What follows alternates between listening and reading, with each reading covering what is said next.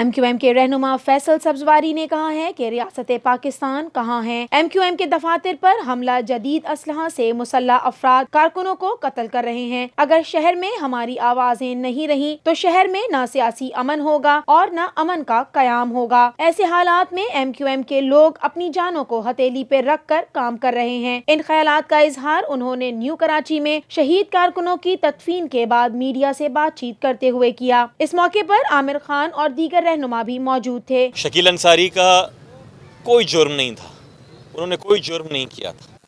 वो ना कानून को मतलूब थे, ना उन पर कोई मुकदमा था। जुर्म यह था कि MQM के पुरअमन कारकुन थे, सियासी कारकुन थे,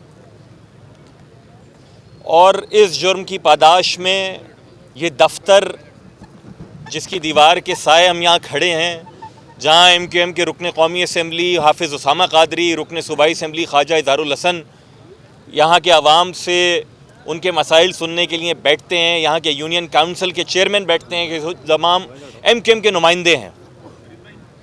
वहाँ मुसल्लह दहशतगर्दी की गई। कल रात फायरिंग दफ्तर के अंदर घुसकर की गई और जितने भी लोग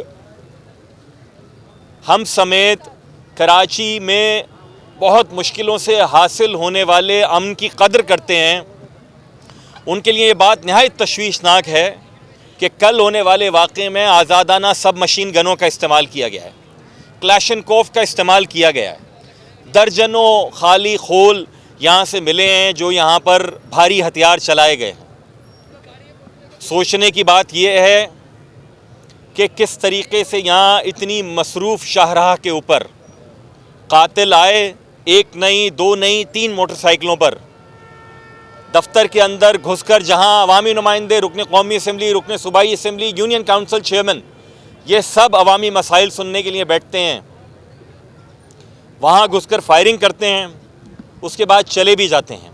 आधा किलोमीटर का भी फ़र्क नहीं है इलाक़ा थाने और इस दफ्तर में, इतना भी फासला नहीं है। कार्रवाई के लिए आते हैं, क्लैशनकोफ बरदार 3 मोटरसाइकिलों के ऊपर जत्था दहशतगर्दी करता है, दहशतगर्दी के बाद चला जाता है। पुलिस के कानों पर कोई जू नहीं रेंगती। जो सारे के सारे अमन व अमान के दावे हैं वो मलियामेट हो जाते हैं।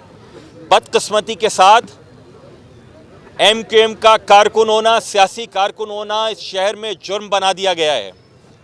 या तो हमारे महफिल मिलाद के ऊपर बम धमाका किया जाता है, या हमारे साबिक रुकन कौमी असम्बली को शहीद कर दिया जाता है, या कल जिस तरीके से शकील भाई को शहीद किया, आज़म भाई को शदीद ज़ख्मी है हमारा दूसरा कारकुन, या तो ये दहशतगर्दी होती है हमारे साथ, या फिर पिछले चंद महीने में MQM के दर्जनों कारकुनान ऐसे हैं जिन्हें गिरफ्तार करके उनके खिलाफ कोई मुकदमा नहीं मिला। पहले उनको बदतरीन तशद्दुद का निशाना बनाया गया हिरासत में, और उसके बाद उन पर चर्स के, हेरोइन के झूठे मुकदमात दायर कर दिए गए ताकि वो इंसदाद दहशतगर्दी की अदालतों से उनको ज़मानत ना मिल सके। ये जुल्म का सिलसिला बंद होना चाहिए। हुकूमत पाकिस्तान हो, हुकूमत सिंध हो, रियासत पाकिस्तान हो, रियासती अदारे हों, MQM के कारकुनान को, कराची के शहरियों को के साथ इस जुल्म का, इस ज़्यादती का, इस नाइंसाफ़ी का, इस दहशतगर्दी का सिलसिला ख़त्म करें। बसूरत दीगर तमाम के तमाम अमन के दावे खोखले होंगे। हमें पता है मुल्क को तरक्की चाहिए, मुल्क की मईशत को तरक्की चाहिए, हम उसमें शाना बशाना हैं, लेकिन मुल्क की मईशत तरक्की नहीं कर सकती अगर मुल्क के माशी दारुल हुकूमत में इस तरह दहशतगर्दी की कार्रवाइयाँ होंगी। MQM के किसी कारकुन के पास से कोई असलहा नहीं निकल रहा है, लेकिन फिर कैसे ये लोग यहाँ पर हमें मारने के लिए लोगों के पास असलहा मौजूद है। MQM के कारकुन के पास से एक गोली भी नहीं मिलती है तो उसको चर्स और हीरोइन के मुकदमे में बंद कर देते हैं, झूठे हैंड ग्रेनेड के मुकदमात में बंद कर दिया जाता है, और जो लोग क्लैशनकोफ लेकर यहाँ पर घूम रहे हैं उनको पकड़ने के लिए कोई नहीं है। कहाँ लगे हैं कैमरे ये सारे के सारे? कहाँ है पुलिस की वो चौकियाँ?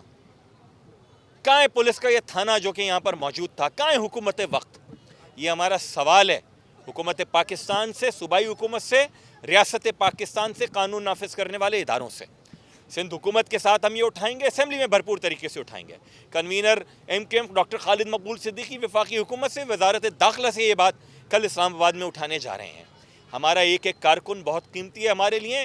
गरीब इस शहर के शहरी पुरअमन, मेहनत कश, सिर्फ एमक्यूएम के कारकुन होने की पादाश में अगर उनको दहशतगर्दी का निशाना बनाया जाएगा तो फिर लोग सोचें, एमक्यूएम को लेबल किया जाता रहा इतने सालों तक दहशतगर्दी के लिए, कौन दहशतगर्दी का निशाना बन रहा है? कौन है जो ये दहशतगर्दी कर रहा है और करवा रहा है? हम तो अपने मुल्क के लिए यहाँ पर सियासी काम करने के लिए खड़े हैं। हमारी आवाज़ें नहीं रहीं कल तो फिर इस शहर में ना सियासी अमन होगा और ना अमन होगा।